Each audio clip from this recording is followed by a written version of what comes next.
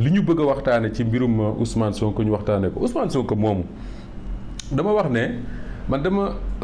jàpp ne dafa nekk en même temps phénomène intrus ci élection yi ba pare nekk ci phénomène intrus mooy lan intrus mooy koo xam ne dafa ñëw dugg ci loo xam ne en réalité moom waru caa bokk c'est-à-dire que comme suñu bureau bi ñu toog di waxtaan rek benn waay boo xam ne ñun woowuñu ko invité wuñ ko yoonam nekkul ci li ñuy waxtaane mu ñëw dugg toog kooku dañ naan intrus la Ousmane Sonko li tax may wax ne intrus la mooy en réalité Ousmane Sonko du candidat ci élection yi Ousmane Sonko du candidat non élection yi du neex bañ fal ba falaale ko donc dafa ñëw bokk ci campagne boo xam ne su ko neexoon mu toog këram croiser les bras su fekkoon ne xëy na bëgg falu rek moo tax day toog këram croiser les bras parce que du falu mais il a préféré ñëw bokk ci camp bi loolu moo tax ma ne quelque part intrus la mais booy xool ci biir élection yi da nga naan ndokk yàlla ba ci Ousmane Sonko bokkee parce que bu ca bokkul woon defe naa ne non seulement campagne bi du xumb mais am na ñoo xam du ñu am lu ñu wax du ñu am lu ñu wax la preuve campagne bi dafa démarré ñu dem tabaski ba mu war a mat semaine wala en tout cas lu jege semaine campagne bi intéressé wul kenn Ousmane Sonko jël benn micro RTS ne tegal leen ma ko fële avant may commencé wax campagne bi démarré ñëpp commencé ndeket ma ne kon Sénégal ndeket ñu ngi campagne bi démarré ñëpp di ci wax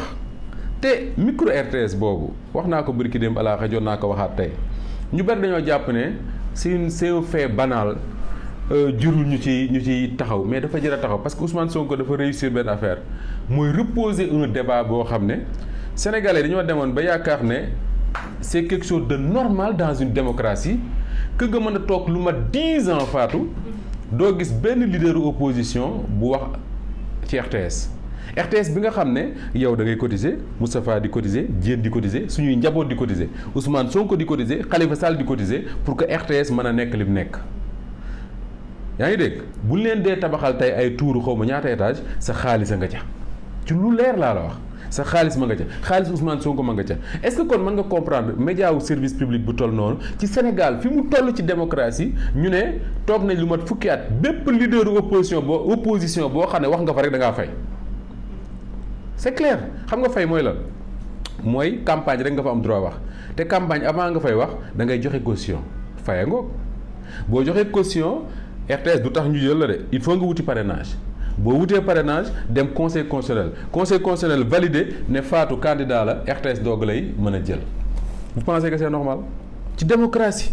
ci réew fi Sénégal toll ak fi ñu li ñu xeex yépp pour Sénégal nekk li mu nekk am des médias du service public moo tax ma ne l'acte de Ousmane Sonko du débat le débat mooy lan moo indi acte bi te Ousmane Sonko ñu bari man en tout cas loolu laa remarqué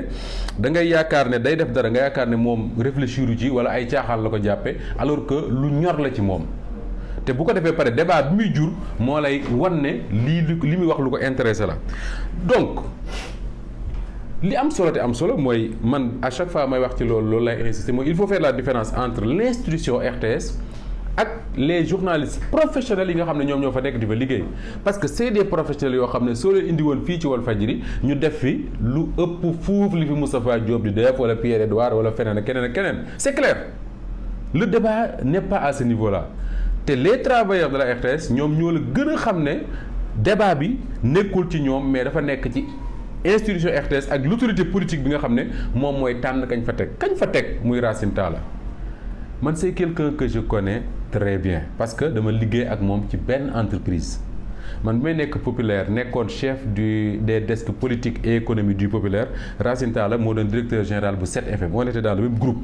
maa ngi découvrir Racine dëgg-dëgg Fatou déglu li ma lay wax bi Youssou Ndour mii di xëccoo groupe comme 7 moom ak Bara Tall ku nekk ne yaa ko moom parce que bi ñu koy créer ay associés lañu woon ñu dem ba ci biir xawma seen histoire yooyu ñu koy xëccoo bu metti ma nettali la benn guddi fii lañ daje ci Sodida fi la imprimerie wu groupe comme 7 nekkoon Youssou Ndour yónni fa ay nerveem moo tax coowal nervi yi ngay dégg yàgg na ci réew mi Youssou Ndour yónni ay nerveem Yakham Mbaye moo doon directeur généralu groupe comme 7 wuti ay nerveem Rëbës façon Rëbës la dëkk moog Racine Talla ñu ànd ñu daje fii ci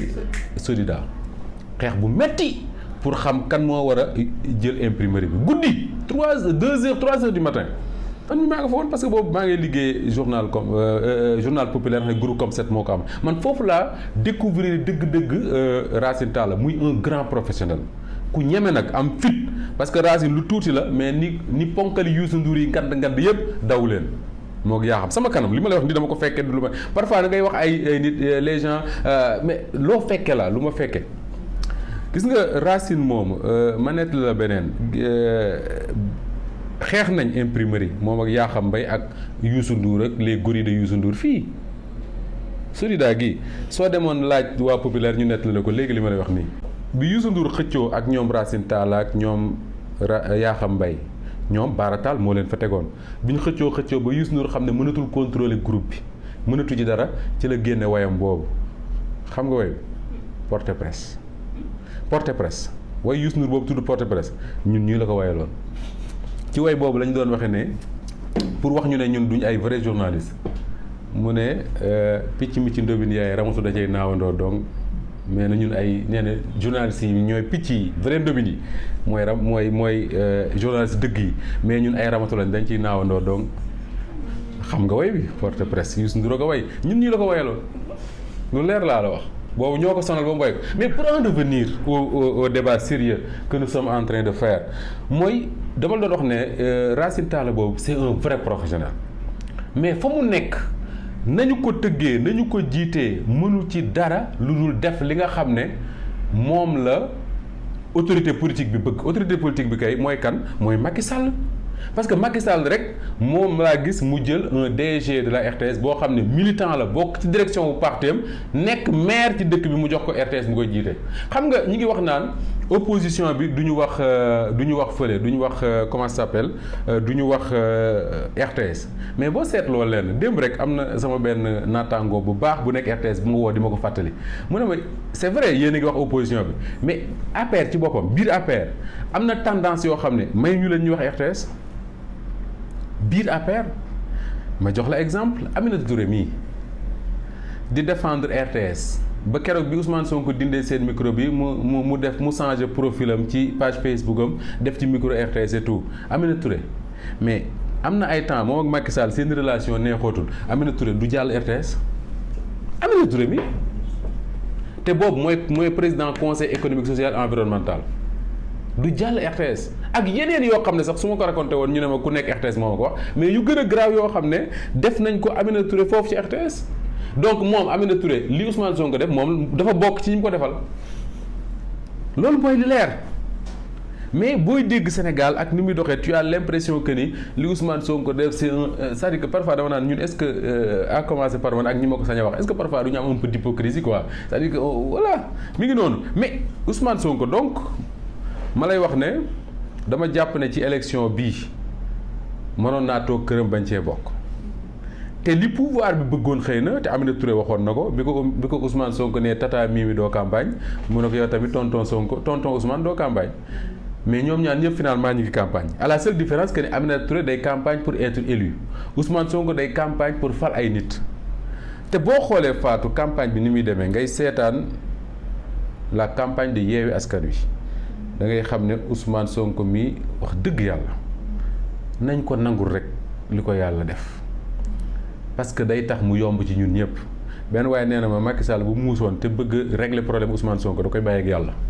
bis bu yàlla nangoo lim def ci moom rek Sénégal ay bàyyi ko mais tant que yàlla nanguwu ko mënoo ci dara te yàlla dafa am benn waaye bu baax ma ko doon mu ne ma yàlla boo ko dee bu defee ngay xeex bu defaree Moustapha ngay xeex Moustapha da koy dollil pour wal la ne maa ko def te mënoo ci dara mais soo xoolee Ousmane Sonko ak li nga xam ne moom la drainé comme problème ci Sénégal depuis mu dugg ci politique ba léegi man su may seetaan campagne bi gis nit ñi ànd ak moom dama naan non lii nekkatul politique kese nañ ko wax rek mu leer. am na loo xam ne moo tax waa Sénégal di ko topp kañ nga mës a gis fii ci Sénégal Abdoulaye Wade sax amuloon loolu un homme politique di def caravane fayoo nit ñi xaalis ñuy ñëw ay mbooloo yu bari ba pare di jël ci seen poche di la jox. ci biir caravane bi ngay gis ñuy ñuqi seen poche di la jox nga dem Mbuur heure añ xale yi di way naan añuñu Ousmane Sonko moo fiy ñëw mais il y a quelque chose boo xam ne ça doit faire réfléchir le pouvoir les journalistes ak tous les observateurs pour ñu jéem a étudier c'est quoi le phénomène Ousmane Sonko lan moo ko jur parce que Ousmane Sonko dàqul jàng ci réew mi gënu fee rafet gënu fee jantal je sais pas moi bu ñu doon tànn xëy na ñi gën a kii ci réew mi man la ñuy jël avant moom mais malgré tout man su ma génne fii ci mbedd bi kenn lijjantiwuma mais attends quand tu regardes les caravanes de Yewwi Askan Wi da nga naan Ousmane Sonko c'est un phénomène point final comme ni Ablaye Wade nekkee woon en son temps un phénomène point Ousmane Sonko c'est un phénomène point c'est-à-dire que tu regardes mënoo ko expliquer su dee wax am Ousmane Sonko ñu ko dàq wax ci dëkk bi rek fi nekk kese def discours rek xanaa Idriss Seck ko dàq ak ñeneen mais waxuma nit ñi koy topp parce que nit ñi mën nañoo topp ku ne mais da ngay xool nit ñi koy topp nan lañ koy toppee nan lañ koy toppee tu as l'impression que ñi àndatuñ ak seen sago. Hypnotisé tu as l'impression que ñii dañ leen hypnotiser parce que un homme politique bu ñëw taxaw def caravane nit ñi di am réaction yooyu man mënoon naa comprendre Sadio Mané di jàll nga gis réaction yooyu Youssou Ndour Wally Seck parce que domaine bi ñu nekk la mais un homme politique qui suscite même réaction ci nit ñi que bu fa Wally Seck jàlloon wala Youssou Ndour wala Sadio Mané wala parfois même un khalife général ou je ne sais quoi il y a quelque chose boo xam ne man damay togg mu jàgg ma ne man damay analyser mbiru Ousmane Sonko dama ciy bëgg a sonn say boo ñu ne mbiru yàlla la point parce que donc man mënu comprendre ma ku comprendre nag nga wax ma mais analyser naa ko ne peut-être lim leen di wax moom lañ mën a dégg mais da nga naan à côté am na ñuy wax la même chose nga ne peut-être que je sais pas moi nouveauté bi la am na ñeneen ñoo xam ne ñoo mujj ñëw Ousmane Sonko boo nee peut-être Ousmane Sonko jantal la mais ñu ko gën a jantal rek à commencer par Moustapha ak ñeneen soo nee Ousmane Sonko il s'habille bien il y a des gens qui s'habillent beaucoup mieux que lui mais léegi qu'est-ce qui explique ça